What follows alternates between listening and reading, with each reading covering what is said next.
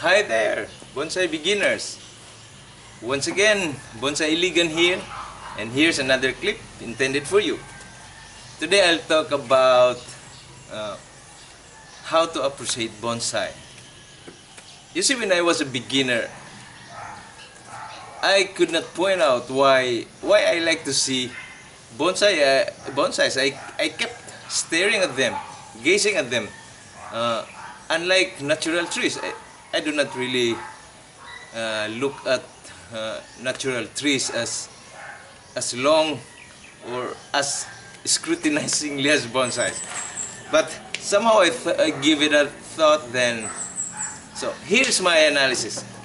Okay, when I look at the bonsai, after looking at its overall composition, from the top to the bottom and pot and everything the artist put in there to make the bonsai look amazing. But so I'm using this Ficus Benjamina as my model, and then I'm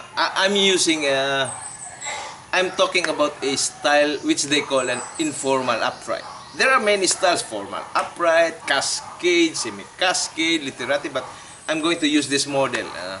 So what I look for in a bonsai, why are they beautiful, or why are they amazing? So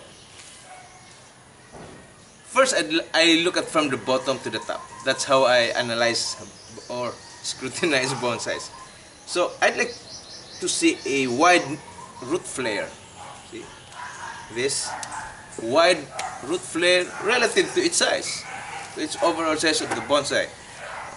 Root flare in Japanese term, it's called nebari. So if you hear the word nebari, that means actually root flare. And I'd like to see surface roots. Surface roots, because the roots are just like all trees. The roots have become so large that they're showing up the surface. And I'd like to see lots of roots, surface roots, that somehow, if, for example, like these trees, you can see that there's so much root flare. Had this been planted in the ground, it can support a tree 10 times larger than this. Okay, so that's it. It's a root flare, a nebari.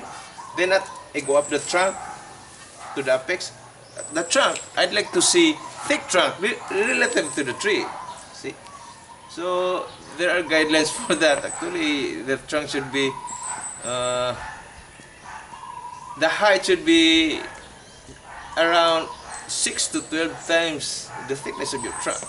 So, okay, so the trunk should be thick relative to the tree. And another thing that I look at the trunk is its curves. I'd like to see curves. No, but straights are also good. But I'd like to see curves, and I'd like to see sign of age in the bark of the trunk. So in this case, there is a curve there. I'd like to see that, and which they also call movement. So when you hear movement, of course, plants do not move; they don't walk around. So, but there's that term, movement. Movement means the curve, and somehow gives you a notion on where the plant is going, the direction of its movement, as they term it. Okay. Then there is such thing as the first branch. The first branch usually should be the thickest branch, the lowest branch and the thickest branch. Okay, and it should be the longest branch, or the sweeping branch that sets the width of your tree. Okay, it should be low, thick here, then thicker than any of the branches. Okay, so that's for the first branch. In the overall, for trunk and branches, I'd like to see taper. Taper means, for example, in the trunk, that the diameter at the bottom, the diameter of your girth, or the dimension of your girth from the bottom, decreases as it goes up. So as much as possible, it shouldn't be somewhere that somehow in the upper part there is a thicker part of your trunk than the lowest. So again, taper means it is greater at the base or the bottom as it goes up and decreases as it goes up the tree. Okay, that goes also for the branches. So this one, the first branch, the base of the first branch emanating from the trunk should be the thickest, and then it tapers down as it goes to the tips of the branches. So the twigs at the tip most should be the most tender part of the branch. Okay, and then there is also what you call a second branch, a third branch, and a back branch. So I try to look at them, and somehow it should also fill the tree. So basically, I'd like to see a tree which is filled. So here in the tropics or in the Philippines, our trees are filled. So unlike bonsais designed or done by Japanese artists, or in England, wherein the branches may just be about 3 or 4 like that, and very thin. I mean, you can see a lot of spaces, as they say, let the birds fly through. Okay, it's not very normal to me, because I grew up in a tropical area. So anyway, it depends on your taste. So if you're born in England or somewhere in Europe, so of course your taste will be different from us growing in the equator. Okay, so there is such thing as a back branch. What is that back branch for? The back branch is gives a dimension of depth. Depth, D-E-P-T-H. How deep is, so from the front to the back. So it gives you a sense of depth.